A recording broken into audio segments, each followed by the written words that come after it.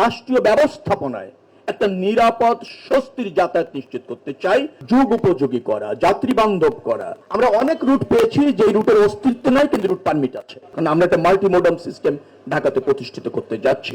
নারী বাস পরিষেবা নিশ্চিত হচ্ছে, যাত্রী বান্ধব হবে, মনোরম হবে, নিরাপদ হবে।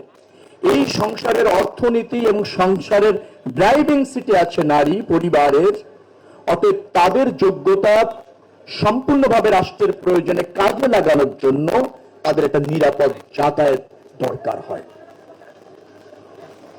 সেই জায়গায় বিবেচনা করে এই সরকার এবং বর্তমান সরকারের প্রধানমন্ত্রীর অঙ্গীকার ছিল যে আমরা নারী বান্ধব এবং নারী কর্তৃক পরিচালিত একটা পরিবহন ব্যবস্থা ইনশিওর করব সড়ক পথে। তার অংশ হিসাবে আপনারা দেখবেন যে আমরা 14টি বাস চালু করতে চলেছি। তার মধ্যে ঢাকাতে 10টি রুটে 10টি বাস চলবে, একটি একতলা বাস, বাকি সবগুলি হচ্ছে 9টি দ্বিতলা বাস। চিটাগাঙ্গে সম্ভবত একটি রুট, সেখানে 2টি দ্বিতল বাস চলবে। বগুড়াতে 2টি দ্বিতল বাস চলবে 2টি রুটে, অর্থাৎ 14টি বাস চলছে 13টি রুটে। আমার পরিকল্পনা হচ্ছে এই মন্ত্রণালয়ের আগামী দিনে এই রুট আরো প্রসারিত করা হবে, বাসের সংখ্যা বৃদ্ধি করা হবে এবং এখন যে পরিবেশটা তারা পাচ্ছে সেটা আরো উত্তর সমৃদ্ধ করা হবে। আমাদের প্রতিবন্ধকতা কোথায়, চ্যালেঞ্জটা কোথায়? বিআরটিসি 500-র উপর ট্রাক পরিচালিত করে, যতটুকু আমি জেনেছি 1200-র কাছাকাছি বা অধিক বাস পরিচালনা করে।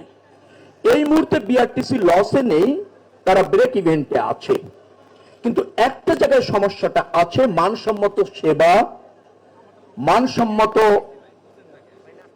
অপারেশন, জরাজীর্ণ একটা ব্যবস্থাপনা বিদ্যমান আছে। কিন্তু সময়ের সাথে এটাকে ঢেলে সাজানো, যুগ উপযোগী করা, যাত্রী বান্ধব করা, রুটটা আরো রেশনালাইজ করা, এটার প্রয়োজন আছে বিধায় আমার কাছে মনে হয়েছে। সে কাজ চলমান। নতুন করে ডিটিসি এর প্রধান এখানে আছেন। আমরা অনেক রুট পেয়েছি যে রুটের অস্তিত্ব নাই, কিন্তু রুট পারমিট আছে। আবার অনেক রুট আছে পারমিট নাই, বাস চলছে, কারণ এগুলি অনেক আগে করা হয়েছে।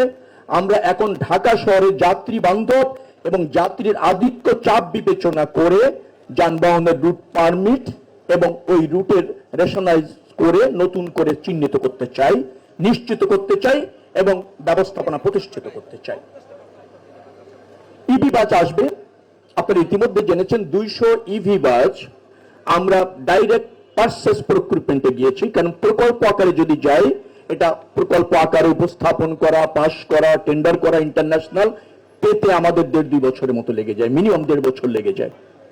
যার ফলে আমাদের যদি আমরা বলি গ্রিন ফুয়েল আর গ্রিন আপনার ট্রান্সপোর্ট সার্ভিস যদি আমরা প্রতিষ্ঠিত করতে চাই, ফসিল ফুয়েলের আধিক্য থেকে যদি আমরা বেরিয়ে আসতে চাই, পরিবেশ এবং ঢাকার মাল্টিমোডাল যোগাযোগ ব্যবস্থাপনা প্রতিষ্ঠিত করবার ক্ষেত্রে ইভি বাস এখন খুবই জরুরি এবং এটা আমাদের অঙ্গীকারের অংশ, কারণ আমরা একটা মাল্টিমোডাল সিস্টেম ঢাকাতে প্রতিষ্ঠিত করতে যাচ্ছি।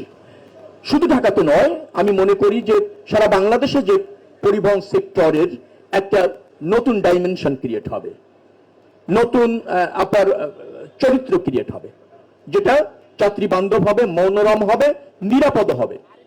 সেই জন্য ইভি বাস আসছে। তাই যে 200 ইভি বাস আমরা ডাইরেক্ট প্রক্রিমেন্টে গিয়েছি, তার মধ্যে 100 নারীদের জন্য আমরা রাখছি বিভিন্ন রুটে।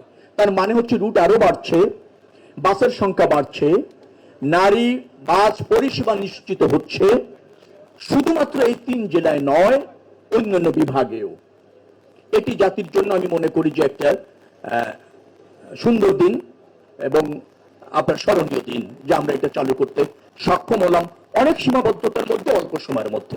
আমরা এখানে আজকে যারা সফল, এই স্টেজে দাঁড়িয়ে, তারাও কোনো না কোনো নারীর আদরের এবং কোনো না কোনো নারীর পৃষ্ঠপোষকতায়।